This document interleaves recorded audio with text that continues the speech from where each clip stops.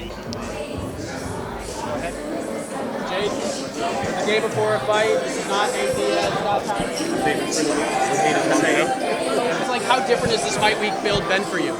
Yeah, it's very different. You know, it's not as crazy, not as much beef with my opponents, but you know, the mission is the same, and that's to get a W. And he's a very tough opponent, more experience than me, more knockouts than me, more wins than me, more amateur experience than me. So we can't take him lightly, and I know he's going to come to fight. What did you guys say to each other in the final face-off there? Man, I was just saying he knows what's coming. There's nothing he can do better than me. So he's been doing it for longer, but he hasn't been doing it as good as I have.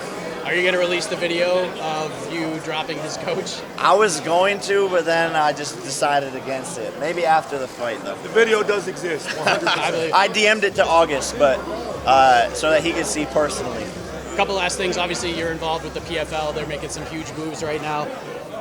Signing the Bellator fighters and getting everybody over. Dana White said that they're not worried about it. He's basically saying one crappy promotion that sells no tickets is buying another promotion with crappy sales and no ratings. How do you respond to that? And what have you made of this new deal, and how does it affect you? It's a massive deal, of course. You know, Dana's going to say that to protect his business, but the UFC is falling. You know, like, what big fights are they putting on? Their biggest star and the heavyweight champion of their organization came to the PFL for better opportunities, and the fighters are going where the better opportunities are. That's what, you know, 2023, 2024 is all about, and the PFL is the best place for fighters. So, you know, ESPN crushing it. Massive numbers, and they just keep on getting bigger and bigger. New investments, you know, infused into the company. So just massive plans, massive things going on, and Dana White's concerned. Trust me. And then last thing for me, you talk about this year and heading into 2024 being a legacy year, building to become a boxing world champion. You talked about competing in MMA sometime next year. Is that still the plan, or are you still focusing on boxing, hoping that Nate Diaz signs a dotted line? Yeah, no, I would do it if Nate Diaz would sign the contract, but he just doesn't seem to want to actually make the fight happen. So for now, it's a focus on boxing for 2024. Jake, last fight you came out in a literal tank. You got anything fun planned for tomorrow night? I got some secrets, you know.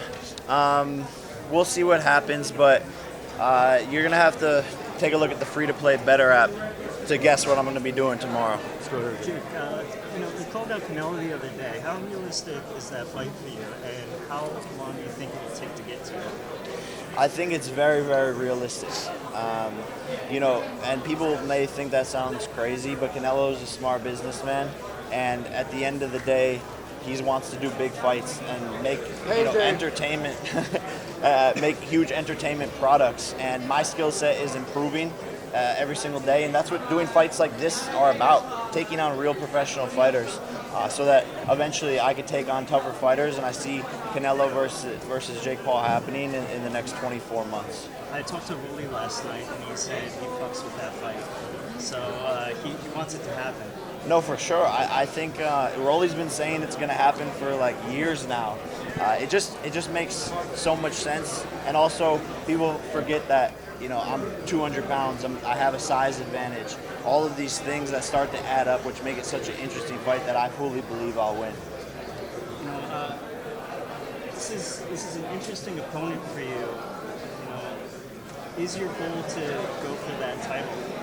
Versus the entertainment fights? No, for sure. You know, this is a different route that I'm taking. It's acting like a young boxing prospect and getting the experience under the lights on my road to world champion. And I have world champion dreams just like any other young boxing prospect.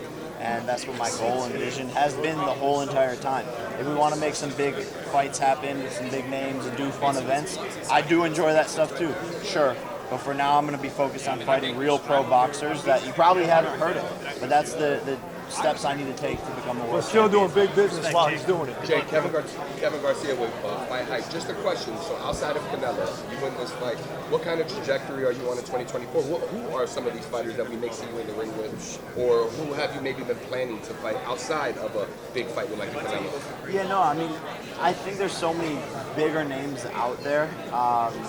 there's the KSIs, the Tommy Furies, the Nate Diaz MMA fight, but I don't know if these guys actually want to put it on the line. We've tried to make a Floyd fight happen. Floyd's ducked it.